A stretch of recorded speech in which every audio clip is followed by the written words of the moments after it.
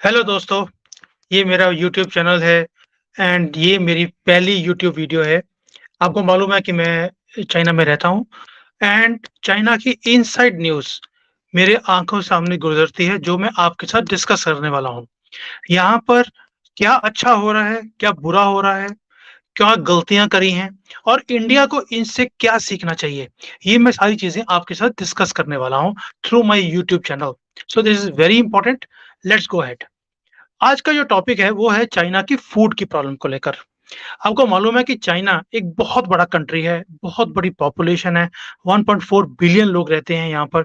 लेकिन इनके पास अभी खाने की दिक्कत शुरू हो गई है और इंडिया के लिए बहुत बड़ा लेसन है जो हम चाइना से सीख सकते हैं, इनकी गलतियों से सीख सकते हैं।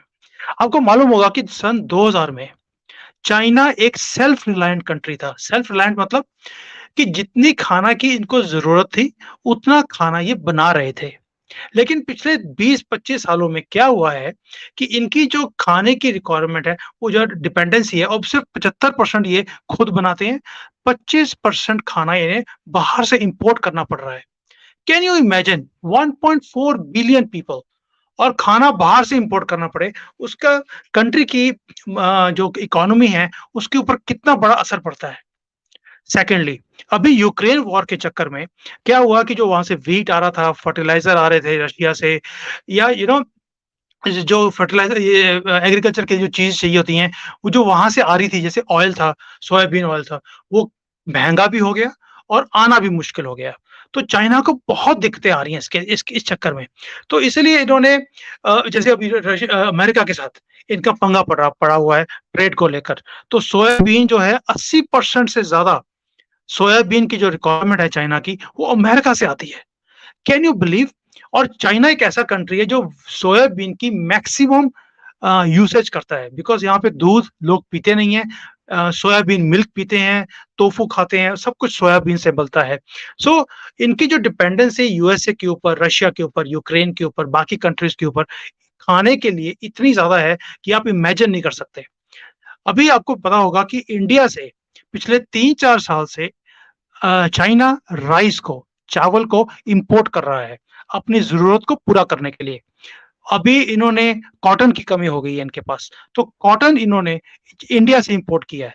अभी पहली बार इन्होंने 5,000 टन या 10,000 टन, 5,000 टन शायद, इन्होंने उसको ऑर्डर भी दिया है इंडिया को, कॉटन के लिए, क्योंकि इनकी कपड़े की जो इंडस्ट्री है, वो बंद हो रही है बिकॉज़ कॉटन की कमी है। सो प्लीज़ अंडरस्टैंड कि ये चीज़ें जो यहाँ पे हो रही हैं, ये क्यों हो रही हैं? नाउ ये समझना ज़रूरी है कि पहले कि ये हो क्यों रहा है यहाँ पर। पहली बात ये है कि जो यहाँ के खेती-बाड़ी के लोग हैं, वो क्विक क्रॉप्स जैसे वेजिटेबल्स हो गया, फ्रूट हो गए, इन चीज़ों को उगाने में ज़्यादा पसंद करते हैं बिकॉज़ उसके अच्छे दाम मिलते हैं इनको। पॉपुलेशन बहुत ज़्यादा है, अर्बन पॉपुलेशन है, उसके आस-पास जितने भी एरियाज़ हैं, वहाँ पे सब्जियाँ उगाई जाती हैं और वो सिटीज़ में आकर अच्छे दाम पर बिकती हैं। तो फार्मर्स ने क्या किया कि जो दूसरे क्रॉप्स थे, राइस, व्हीट, सोयाबीन, इसको उगाना बंद कर दिया और इन चीज़ों में चले गए ताकि जल्दी से पैसे बने। उससे क्या हुआ कि वेजिटेबल, फ्रूट्स की तो यहाँ पे कमी ही नहीं है बिल्कुल भी, बहुत ज़्यादा है और प्राइसेज़ भी कम है। अब लेकिन व्हीट, राइस, सोयाबीन, जो बीन्स जिसको बोलते हैं हम, दाने, वो उसकी कमी हो गई यहाँ पर। तो एक तो ये चीज़ है कि जो फार्मर्स था, उन्होंने डाइवर्सिफ़ाई कर दिया अपनी प्रोडक्शन को। दूसरा क्या था कि बिकॉज़ यहाँ पर एक तो आपको समझना पड़ेगा कि चाइना का साइज़ इंडिया से 3 गुना बड़ा है, लेकिन इनके पास जो एग्रीकल्चर की जगह है, वो बहुत कम है। अगर आप देखेंगे कि नॉर्थ ईस्ट का एरिया, शिनजियांग एरिया, जहाँ पे मुसलमानों का पंगा पड़ा रहता है, वो सारा रॉकी एरिया है, वहाँ पे कुछ उगता नहीं है। Tibet is also very high mountains. South में आपके पास हिमालयाज़ हैं, जहाँ पे कुछ उगता नहीं है। नॉर्थ जो है, वो इतना ज़्यादा ठंडा एरिया है कि वहाँ पे घास भी उग सकती। तो अगर रह गया तो सिर्फ साउथ का एरिया रह गया, लेकिन जो साउथ का एरिया या ईस्ट का एरिया, शंघाई और इधर नीचे के एरिया सारा, उसके अंदर इतना ज़्यादा इंडस्ट्रियलाइज़ेशन इन्होंने कर दिया, इतने बड़े-बड़े सिटीज़ बना दिए, जो हंड्रेड्स ऑफ किलोमीटर्स के में फैले हुए हैं और वो बढ़ते ही जा रहे हैं वहाँ पर। और इंडस्ट्री में जो जगह है, सारी इंडस्ट्री में चली गई। इंडस्ट्री पूरे दुनिया की फैक्ट्रीज़ यहाँ लगी हुई हैं, उसके लिए जगह चाहिए और यहाँ पर कुछ भी छोटे साइज़ का बनता नहीं है, बहुत बड़े-बड़े साइज़ की इन्होंने फैक्ट्रीज़ बनाई हैं। तो उसके कारण जो इरिगेशन के लिए लैंड चाहिए था, उसकी कमी हो गई इनके पास। तो उससे उससे क्या हो गया कि खेती-बाड़ी के लिए जो जगह चाहिए थी इनको, वो कम होती गई, उससे प्रोडक्शन भी कम हो रही है, उत्पादन भी कम हो रहा है। फिर यहाँ पर जब इंडस्ट्रियलाइज़ेशन हुआ बहुत ज़्यादा, बहुत तेज़ी से हुआ, तो वाटर की प्रॉब्लम शुरू हो गई। वाटर कंज़र्वेशन नहीं था, वाटर में पॉल्यूशन शुरू हो गया, उससे भी जो सॉइल की जो क्वालिटी थी वो काफ़ी कम हो गई। पानी की कमी शुरू हो गई यहाँ पर क्रिएट होना, तो उससे भी जो एग्रीकल्चर के ऊपर एक डायरेक्ट इफ़ेक्ट पड़ना शुरू हो गया। फिर जो क्लाइमेट चेंज है, क्योंकि कंट्री इतना बड़ा है, तो जब दुनिया में क्लाइमेट चेंज का इतना असर हो रहा है, तो इनके ऊपर भी, चाइना के ऊपर भी क्लाइमेट की मार पड़ती जा रही है। आप हर एक साल सुनोगे, कभी बाढ़ आ गया, कभी सूखा पड़ गया, क्योंकि साइज़ इतना बड़ा है कि जैसे इंडिया में अगर आपने कश्मीर से कन्याकुमारी जाना है, तो आप 3.5 घंटे की फ्लाइट है। यहाँ पर अगर आपने साउथ से नॉर्थ जाना है, तो 6 घंटे की फ्लाइट है। आप समझ सकते हैं कि साइज़ कितना बड़ा है। तो उस चक्कर में क्या हुआ है कि यहाँ पर बहुत ज़्यादा कमी हो गई है ये अपने पानी की भी और क्लाइमेट चेंज का भी बहुत ज़्यादा असर पड़ना शुरू हो गया है यहाँ पर और इसका कोई हल नहीं है इनके पास क्योंकि ये पूरी दुनिया की प्रॉब्लम है। अकेले चाइना की प्रोडक्शन नहीं है और चाइना की अकेले की प्रॉब्लम नहीं है। दूसरा क्या है कि एक तो इंडस्ट्रियलाइजेशन के चक्कर में क्योंकि लोगों को बहुत अच्छी तरह से ईज़ी मनी इंडस्ट्री में काम करके मिल रहा था। एक नॉर्मल वर्कर भी यहाँ पर आराम से 1 लाख रुपए इंडियन करेंसी में आराम से कमा सकता है। 1 लाख, 1.5 लाख रुपए एक इंडस्ट्री में काम करके। तो उसको लगता है कि जब मैं आसानी से इतना पैसा कमा सकता हूँ 10,000 15,000 आरएमबी जो कि घर चलाने के लिए बहुत बढ़िया अमाउंट होती है। सेकंडली मुझे गाँव में रहने की ज़रूरत क्या है? मैं आराम से सिटी में रहूँगा और हर एक की ख्वाहिश भी होती है, मैं अच्छे एनवायरनमेंट में रहूँ, अच्छा काम करूँ, अच्छे पैसे बनाऊँ। तो लोगों ने रूरल इंडस्ट्री से गाँव में से निकलकर शहरों में आके रहना शुरू कर दिया और उससे क्या हो गया कि खेती-बाड़ी करने वाले लोग रहे ही नहीं। अब बूढ़े-बूढ़े जो लोग हैं, उनके ग्रैंड पेरेंट्स वो रह गए हैं वहाँ पर, वो कितनी खेती कर सकते हैं? ना उनको ट्रैक्टर चलाना आता है, ना उनको कोई एग्रीकल्चर के बारे में मालूम है। तो उससे क्या हो गया कि खेती-बाड़ी करने वाले जो हैंड्स हैं, हाथ हैं, वो कम होते गए, उससे भी प्रोडक्शन कम होती गई। अब उसका सॉल्यूशन चाइनीज़ गवर्नमेंट ने क्या निकाला है, वो समझने की बात है। एक तो उन्होंने क्या किया कि एक कैंपेन शुरू किया 2020 में। शी जिनपिंग जो यहाँ के प्रेज़िडेंट हैं, उन्होंने कैंपेन शुरू किया क्लीन प्लेट कैंपेन। उसका मतलब है कि जब आप रेस्टोरेंट में कहीं खाना खाने जाते हैं या घर में भी खाना खाते हैं, खाने को वेस्ट ना करें। तो उससे क्या हो गया कि बिकॉज़ चाइना में एक रिवाज बन गया था कि खाना खाओ, रेस्टोरेंट में जाओ और जितना ज़्यादा खाना आप वेस्ट करोगे, उसका मतलब है कि आप लोगों को एक इंडिकेशन दे रहे हो कि हम कितने रिच हैं। तो क्योंकि ट्रेडिशनली बहुत पुअर कंट्री था। 25-30 साल पहले तो इनको खाने एक दिन का खाना एक दिन में 1 टाइम का खाना मिलता था। तो अब वो उस गरीबी से जब बाहर निकले हैं, तो इनको लगता है कि हमें श दु दुनिया को दिखाना चाहिए कि हम कितने अमीर हैं। तो उस चक्कर में वेस्टेज शुरू हो गया था। तो शी जिनपिंग ने बोला कि प्रिया, जो आप इतनी वेस्टेज कर रहे हो, उसका कंट्री की इकोनॉमी के ऊपर असर पड़ रहा है, इसको बंद किया जाए। तो अभी कई रेस्टोरेंट्स यहाँ पर हैं, मैं जाता हूँ वहाँ पर खाना खाने के लिए, जब उनसे रेट पूछो तो वो बोलते हैं जी 50 आरएमबी मतलब कि ₹500 की एक खाना पड़ेगा आपको। लेकिन अगर आप खाली प्लेट वापस करते हो उनको, तो जब खाना खाने के बाद आपको वापस प्लेट वहाँ पे देनी पड़ती है। अगर वो खाली है तो आपको 20 आरएमबी ₹200 वापस किए जाएँगे। दैट मीन्स लोगों के अंदर वो एक एक भावना शुरू हो गई है, एक कल्चर शुरू होना शुरू हो गया उससे कि भई वेस्टेज नहीं करना, ये कंट्री के लिए नुकसान का काम है। तो इन्होंने बहुत बड़ा एक स्टेप लिया है थ्रू रेस्टोरेंट्स। दूसरा, अभी इन्होंने एक पॉलिसी शुरू करी कि जो यंगस्टर्स हैं, क्योंकि इंडस्ट्री यहाँ पर काफ़ी कम हो रही है, फॉरेन की कंपनीज़ बाहर जाती शुरू हो गई हैं, कुछ फिलीपींस चली गई, कुछ इंडिया में आ गई हैं, तो जो यूथ है उनको एम्प्लॉयमेंट नहीं मिल रहा। तो गवर्नमेंट ने अभी एक नया पॉलिसी बनाया है कि भई जो यंगस्टर्स हैं, जिनके पास काम नहीं है, उनको काम चाहिए, उनको गाँव में शिफ्ट किया जाए। वहाँ पर खेती के लिए यंग हैंड्स की ज़रूरत है, उनको ट्रैक्टर चलाने की ट्रेनिंग दी जा रही है, एग्रीकल्चर की ट्रेनिंग दी जा रही है, नए इक्विपमेंट्स, नई जैसे ड्रोन टेक्नोलॉजीज़ हैं, उसकी नॉलेज दी जा रही है, ताकि वो वहाँ जाकर प्रोडक्टिविटी को इंक्रीज़ करें। यहाँ पर इंडस्ट्री की प्रोडक्टिविटी बहुत हाई है, लेकिन एग्रीकल्चर में जो प्रोडक्टिविटी है, जैसे इंडिया में भी प्रोडक्टिविटी बहुत कम है, यहाँ भी एग्रीकल्चर में प्रोडक्टिविटी बहुत कम है, क्योंकि ट्रेडिशनल वे से एग्रीकल्चर हो रहा था अब तक। तो अब गवर्नमेंट ने उन्हें ट्रेन करके गाँव में भेजना शुरू किया है, एक पॉलिसी के थ्रू जिसमें 4 या 5 लाख लोग ये गाँव में भेजने वाले हैं to increase productivity of agriculture. तीसरा इन्होंने क्या काम किया है कि एक चाइनीज़ रूरल पुलिस जिसको कहते हैं गाँव की पुलिस, जिसका काम सिर्फ ये है देखना कि वहाँ पर क्या खेती हो रही है और वहाँ पर क्या खेती हो सकती है। जो खेती वो ट्रेडिशनली कर रहे हैं, उसको खत्म किया जा रहा है और जो कंट्री को ज़रूरत है, वो चीज़ उगानी पड़ेगी। ये ज़ोर ज़बरदस्ती से जो वो काम कर रहे हैं, चाइना में ये पॉसिबल है क्योंकि जो प्रेसिडेंट ने बोल दिया, वो करना पड़ेगा। तो ये चीज़ यहाँ पर ज़ोर ज़बरदस्ती से शुरू हो गई है। मैं आपको एक वीडियो दिखाना चाहता हूँ ताकि एक अब थोड़ा-सा अंदाज़ा हो आपको कि कैसे यहाँ पर चीज़ों को चेंज किया जा रहा है। आप देखिए, ये एक फार्म है जहाँ पर पुलिस भेजी गई। सारे फार्म के पौधे उखाड़ कर फेंक दिए कि यहाँ पर खेती कुछ और होगी जो गवर्नमेंट चाहती है। ये गोंगजाओ का एरिया है जहाँ पर अदरक उगाई जाती थी और ट्रेडिशनली लोगों का यहाँ पर एक ही मकसद था और पुलिस ने आके सारी उखाड़ दी कि यहाँ पर राइस उगाई जाए और लोग लड़ रहे हैं पुलिस के साथ। पूरी वर्दी में आते हैं वो गन्स लेकर और आपको इजाज़त नहीं है कि आप क्या उगाएंगे, आपको वही उगाना पड़ेगा जो गवर्नमेंट चाहती है। सब्जियों के तो इन्होंने पूरे के पूरे खेत उखाड़ के रख दिए जबकि सब्जी लगी हुई है और उग रही है। अब ये देखिए बत्तखें रखी हुई हैं बंदे ने और पूरे के पूरे बत्तखों को डंडों से मार मार के ख़त्म कर दिया कि तुम्हें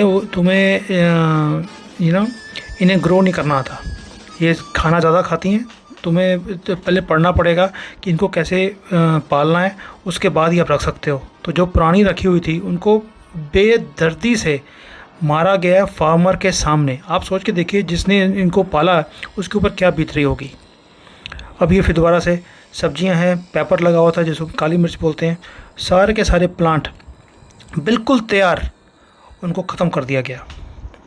ऐसे ये वाला एक वेजिटेबल फार्म है, ये फुजिया एरिया है और ग्रीन हाउस की तरह बनाया हुआ था इन्होंने ताकि वेदर का इसके ऊपर इफ़ेक्ट ना हो। पूरे के पूरे जो ग्रीन हाउसेस थे, लोगों ने अपनी पूरे लाइफ की पूंजी लगा दी इन खेतों को क्रिएट करने में, लेकिन गवर्नमेंट ने आके सारा ख़त्म कर दिया कि हमें वेजिटेबल नहीं चाहिए, हमें ग्रेन्स चाहिए, हमें सोयाबीन चाहिए, हमें राइस चाहिए, हमें वीट चाहिए।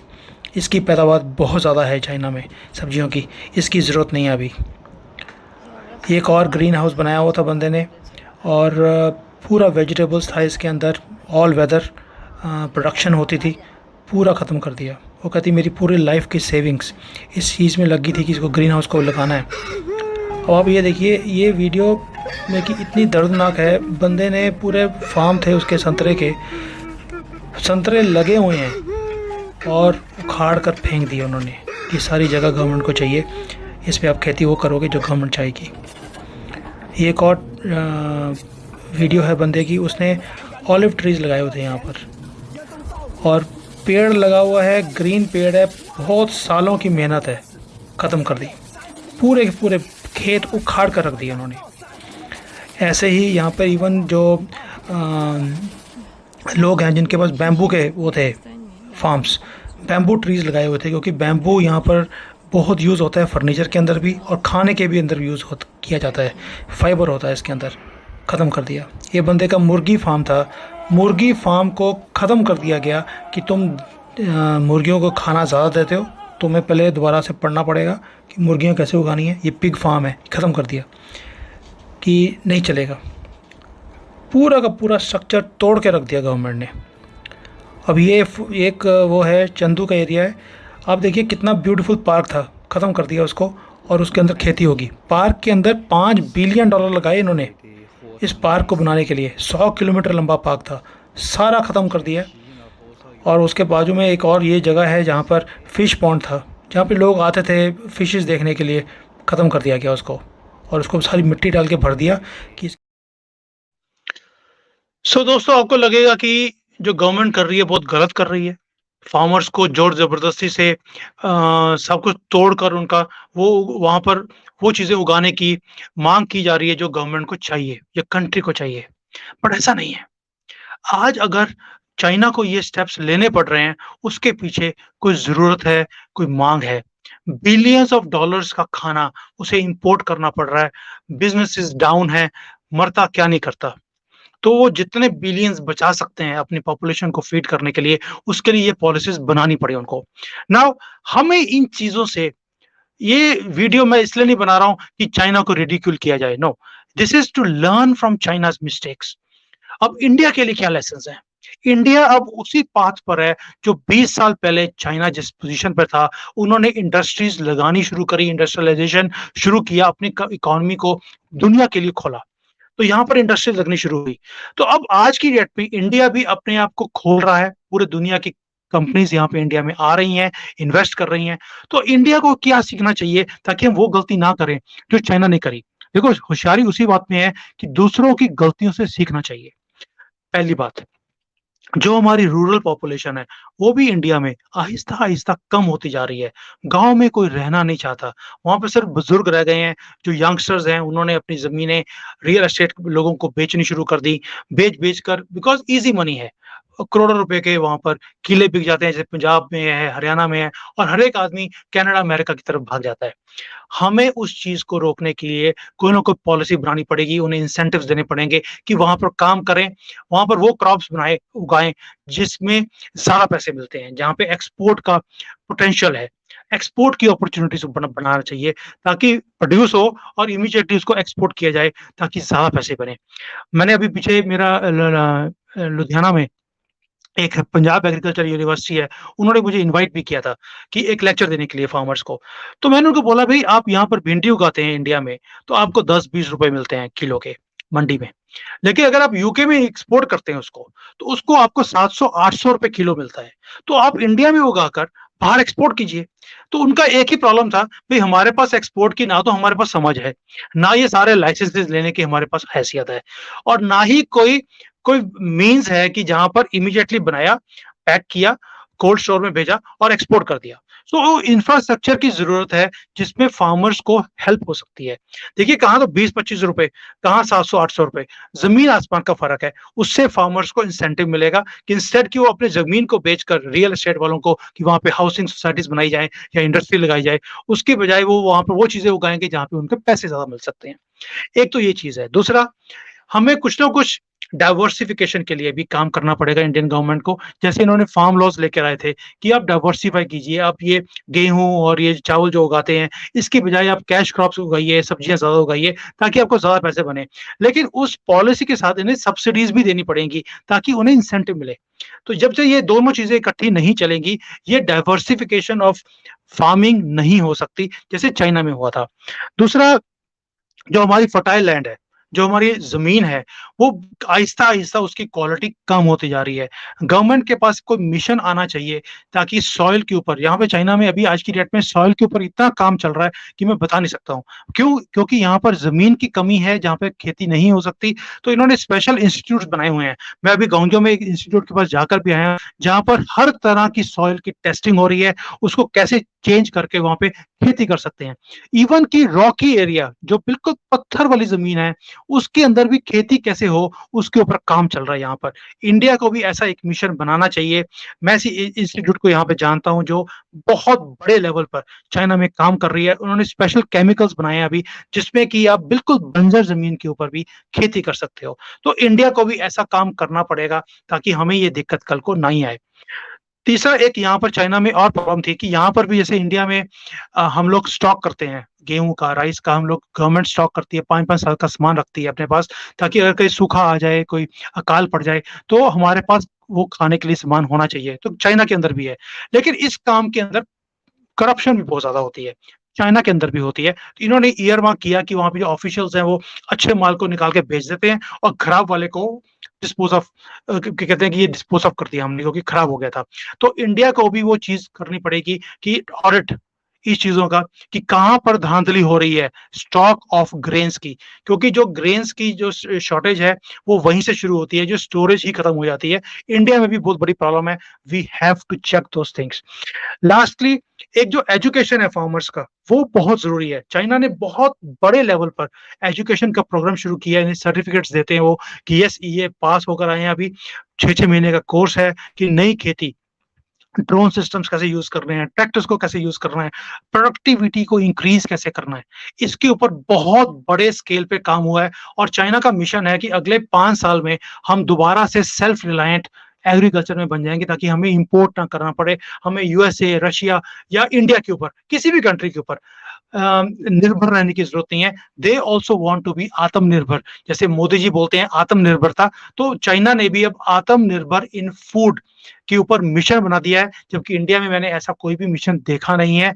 बट जैसे इंडिया राइज कर रहा है, ये ना हो कि आगे दौड़ पीछे छोड़ वाला काम हो जाए, कि हम इंडस्ट्री में बहुत आगे निकल जाए और खाना अपने इतनी बड़ी पॉपुलेशन को फीड करने के लिए हमें इंपोर्ट करना पड़े। और जैसे जैसे वॉर्स बढ़ रहे हैं, दिक्कतें बढ़ रही हैं कंट्रीज के अंदर, ये खाने को सोर्स करना भी मुश्किल हो जाएगा। India has to start looking at it.